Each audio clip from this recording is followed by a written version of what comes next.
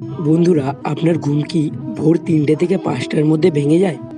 তাহলে নিশ্চয়ই আপনার সঙ্গে কিছু হচ্ছে, যা অন্য কারোর সঙ্গে হচ্ছে না।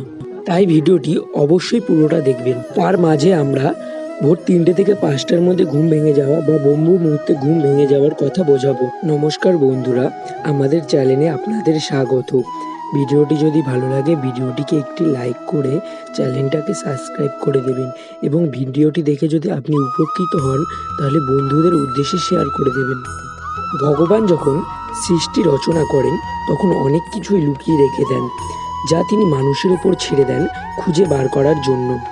বন্ধুরা, আমাদের সঙ্গে প্রতিদিন কিছু না কিছু ঘটনা ঘটেই থাকে, কিন্তু তার মধ্যে কিছু ঈশ্বর সংকেতও দিয়ে থাকে যেগুলো আমরা বুঝতে পারি না।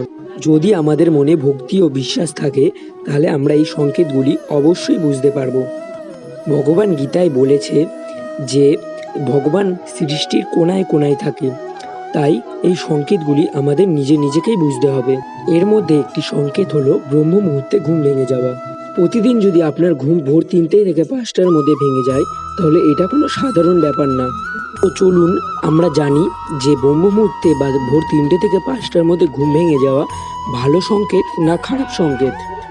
বন্ধুরা, ভোর ৩টে থেকে ৫টার সময় হলো ব্রহ্ম মুহূর্ত।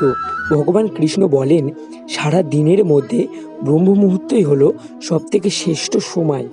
তাই যে ব্যক্তি ভোর ৩টে থেকে ৫টার মধ্যে ঘুম থেকে ওঠে সে জীবনে উন্নতি করে। বন্ধুরা, এই সৃষ্টির নির্মাণ শ্রী ব্রহ্মাজি করেন, তাই এই ভোর ৩টে থেকে ৫টার সময়কে নির্মাণ কার্যের সময় বা ব্রহ্ম মুহূর্ত বলা হয়। এই সময় আপনি ধ্যানের মাধ্যমে ভগবানকে খুশি করতে পারেন, ঈশ্বরকে আরও কাছে অনুভব করতে পারেন। বর্তমান সময়ে মানুষের ব্যস্ততার মধ্যে ব্রহ্ম মুহূর্তে ঘুম থেকে ওঠা খুবই কঠিন হয়ে পড়েছে। তাই যদি আপনার ব্রহ্ম মুহূর্তে ঘুম ভেঙে যায় তাহলে এটি খুবই শুভ লক্ষণ বলে মনে করা হয়, কারণ এটি হলো ঈশ্বরের সময়।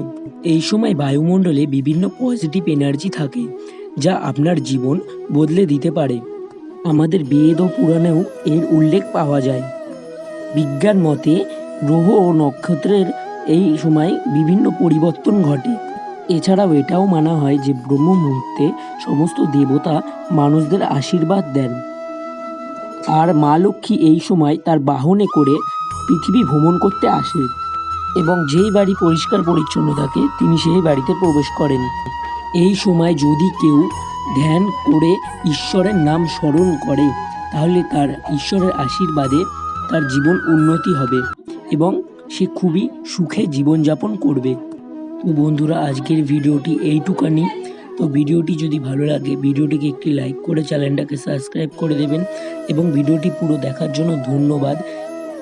ঈশ্বরের কৃপায় আপনারা ভালো থাকুন, সুস্থ থাকুন এবং ঈশ্বরের কৃপায় আপনার মঙ্গল হোক। জয় শ্রীকৃষ্ণ, জয় রাধেশ্যাম।